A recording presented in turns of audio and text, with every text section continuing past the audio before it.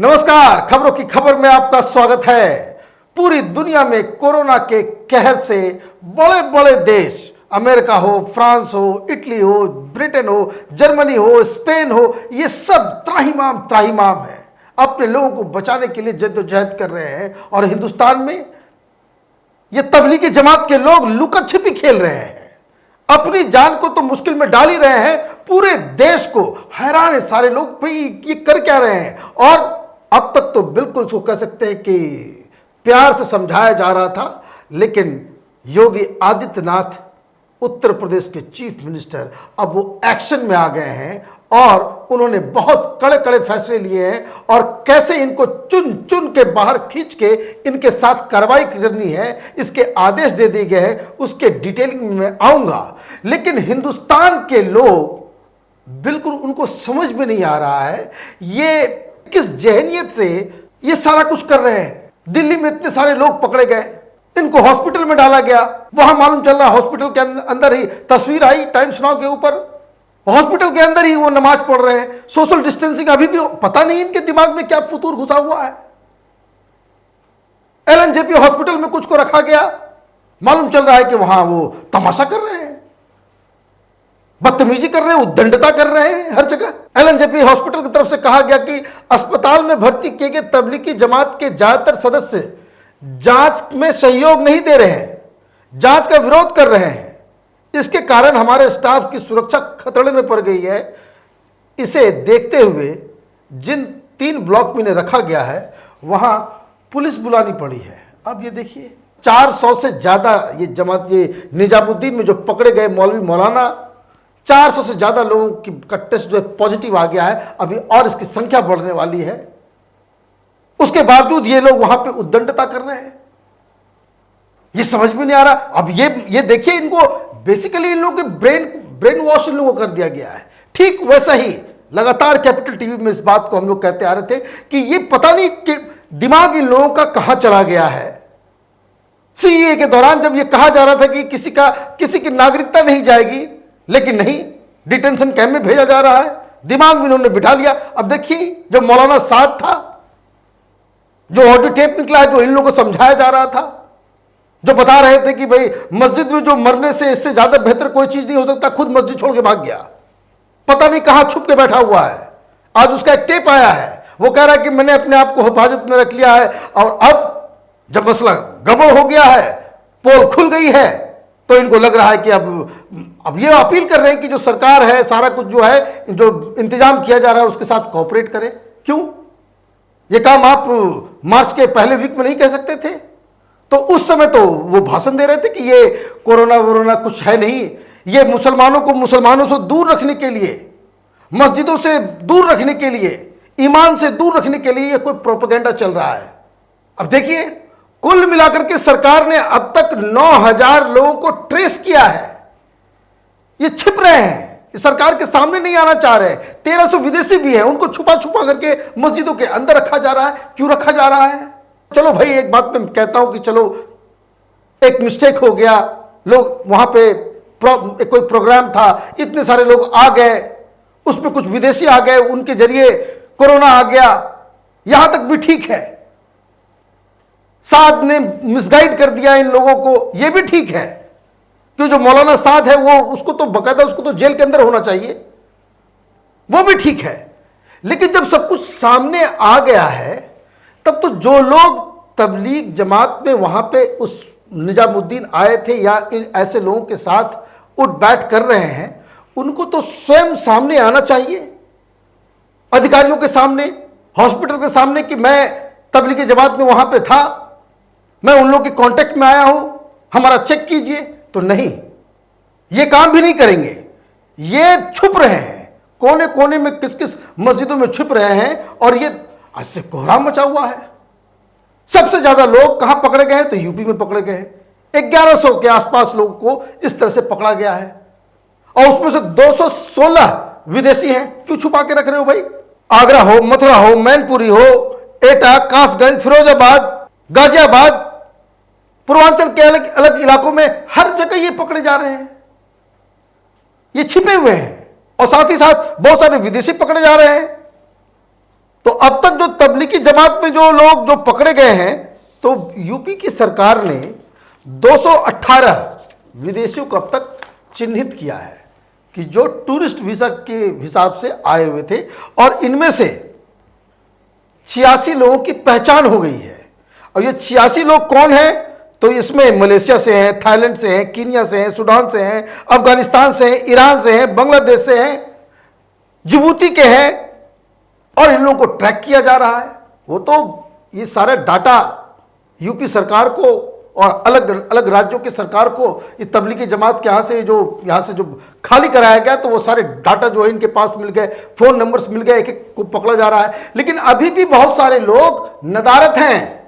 पूरे देश भर में अभी तक 9,000 को ट्रेस किया गया है। और मैं आपको बता दूं, ये जो 1300 जो विदेशी हैं, 1300 जो विदेशी अभी हिंदुस्तान के अंदर छिपे हुए तबलीगी जमात के ये लोग जो बाहर से आए थे, इन देश से पता नहीं कहां कहां से लोग आ रहे हैं, क्यों आ रहे हैं, और इनका पूरा पता नहीं चला है।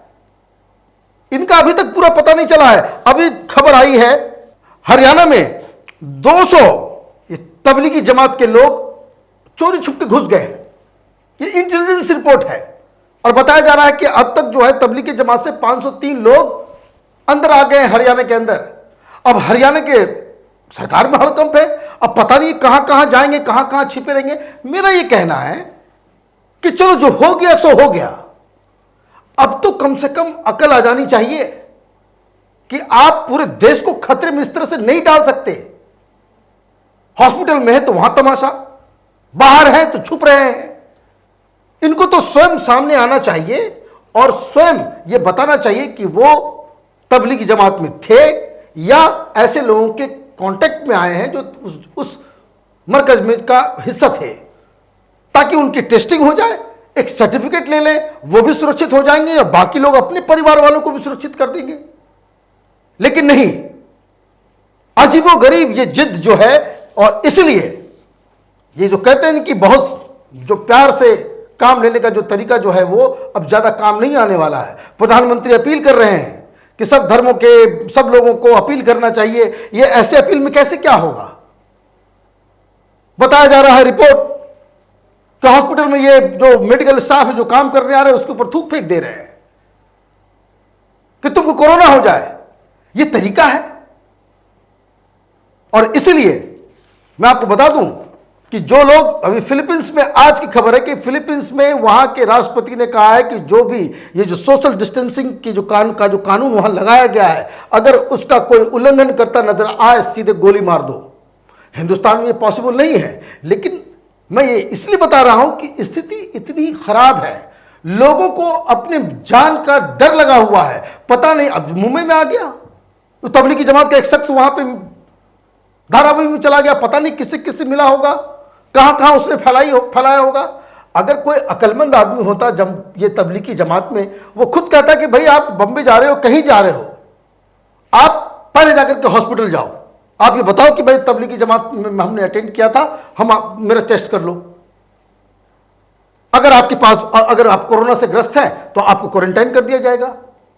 सरकार कहां कहां ढूंढेगी, किसको किसको ढूंढेगी? मस्जिदों में छिपा रहे। आप देखिए नोएडा में एक छत पे 2 जगह इस तरह के केसेस आए हैं, छत के ऊपर नमाज पढ़ रहे हैं। मना किया गया है कि अभी आप घर के अंदर बंद रहें, एक साथ कहीं पे मजमा नहीं लगाएं। लो, मस्जिद नहीं जा सकते, छत पे इकट्ठा हुए सब लोग करें। तो यूपी है, नोएडा तो यूपी है। इन लोगों पर केस दर्ज किया गया, उनको गिरफ्तार किया जाएगा, इन लोगों को जेल डाला जाएगा। और इसलिए ये जो प्यार मोहब्बत से जो अब तक जो समझाया जा रहा था, मुझे लगता है कि वो समय जो है अब दूर होता जा रहा है, क्योंकि पब्लिक ओपिनियन इस तबलीगी जमात के खिलाफ इतना ज्यादा वो फैल रहा है कि ये एक दूसरा नया एक जो है प्रॉब्लम शुरू कर देगा इस देश के अंदर में, कि जिस तरीके से ये सब कुछ चल रहा है। इसलिए योगी जी ने अपना डंडा अब घुमाना शुरू किया। उन्होंने साफ साफ निर्देश दिया है कि कोई भी ऐसा शख्स तबलीगी जमात का हो या किसी और का, बाहर से आकर के यूपी के अंदर उसको कोरोना वायरस फैलाने की इजाजत नहीं दी जाएगी।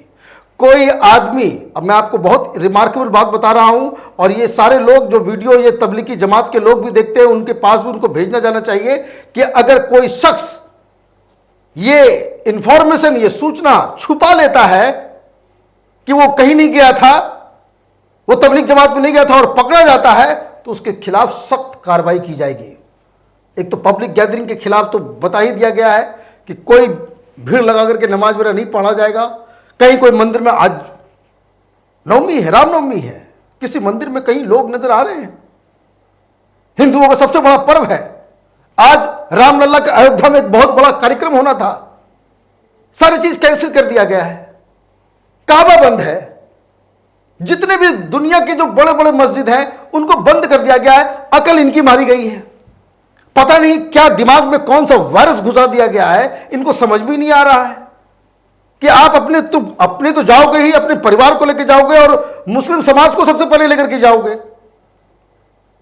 लेकिन नहीं। तो इसलिए योगी जी ने 3-4 जो है बहुत ही सख्त कदम उठाए हैं। हर डिस्ट्रिक्ट में यह कहा गया है कि जो भी इस तरह का जो डाउटफुल कैरेक्टर, उसको इमीडिएटली क्वारंटाइन किया जाए। एक, जो कोई इस चीज में, जैसे दिल्ली में कार्रवाई करने में दिक्कत आ रही है,